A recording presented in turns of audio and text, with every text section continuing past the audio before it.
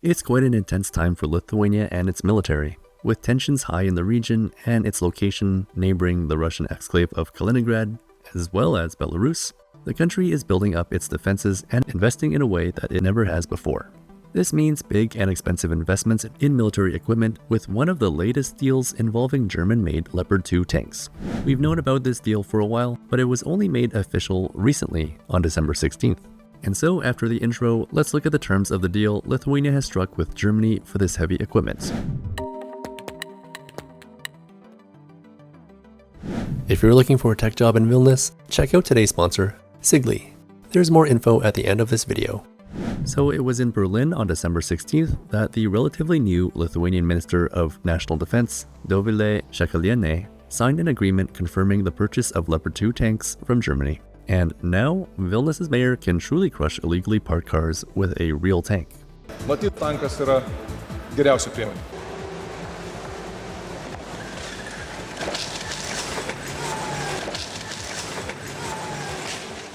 Okay, obviously a joke, but it's also a hint at a future video. Anyways, back to the real news. The defense minister was quoted as saying, "The agreement on Leopard acquisition is the largest contract Lithuania has ever signed. It is a pivotal stage of modernizing our armed forces and strengthening the regional security. The new tanks will facilitate integration and interoperability of Lithuanian and German militaries." The deal involves 44 Leopard 2A8 tanks, and while the official ministry press release didn't include a cost, a 2024 article citing a high-ranking presidential advisor stated that the deal would be around 2 billion euros. This amount, however, was for more than just the tanks, and includes ammunition, logistics, and other equipment. The ministry adds that its increased defense budget has also enabled negotiations for an earlier delivery date, although I wasn't able to find any suggestions for when that might be.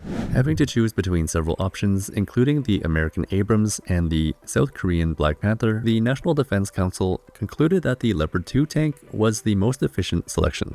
I'm no defense expert, so I don't feel comfortable comparing the technical capabilities of the three options, but it just seems so obvious that the plan to station a German brigade in Lithuania should have been taken into consideration as well.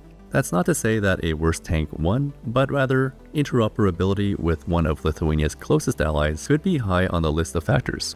But, I mean, based on the promotional material from the builder of the tanks, it looks like a number of countries have chosen the Leopard 2 over many other options, which does reinforce its reputation as the better choice.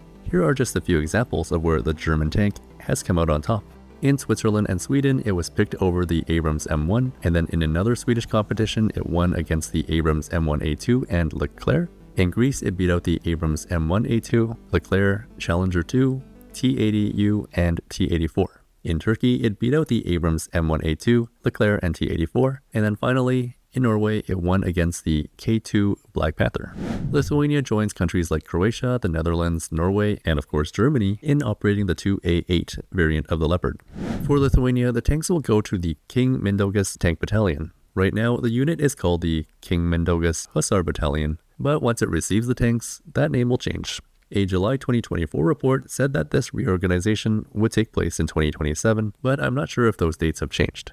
So what else can I tell you about these tanks? Well, the Leopard 2A8 is manufactured in Germany by KNDS Deutschland. The promotional brochure for the company says that the Leopard 2 is the backbone of European armored formations and is also proving itself successfully in Arabia, the Far East, as well as North and South America. North America refers specifically to my home country of Canada, which has 112 Leopard vehicles, because I couldn't ever imagine the Americans having foreign tanks in their inventory. The Leopard 2A8 has a smooth-bore 120mm L55A1 gun, which it claims is the most powerful 120mm tank gun in the world. And when using advanced kinetic energy or KE ammunition from various producers, the range of engagement can be over 5,000 meters. It can also engage hovering helicopters up to 2,500 meters away. The Leopard 2 has a crew size of 4, its maximum reverse speed is 28 kilometers an hour, and its maximum forward speed is 60 kilometers an hour on the road. And then its maximum range, if driving on the road the entire time, is about 400 kilometers, and it can handle a forward slope of 60 degrees and a side slope of 30 degrees. It can cross ditches that are 3 meters wide and overcome obstacles as high as 1.05 meters. It carries 42 rounds for its main ammunition, and it also has a 76mm multi-purpose grenade launcher system. It can weigh somewhere between 61 and 64 metric tons and has a NBC, or Nuclear Biological Chemical, protection system.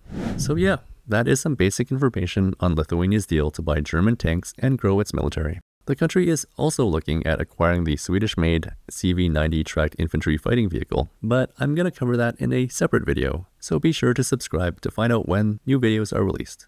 A huge thanks to Sigli for sponsoring another video. Sigli is on the hunt for talented IT and marketing experts to join their team, especially here in Lithuania. Sigli is a digital development services company with its office located in Vilnius. They're on the hunt for more people to work in sales and project management, and if you know another European language, that's even better. Check out sigli.com to learn more about their career opportunities. As always, thank you so much for watching, and I'll see you next time.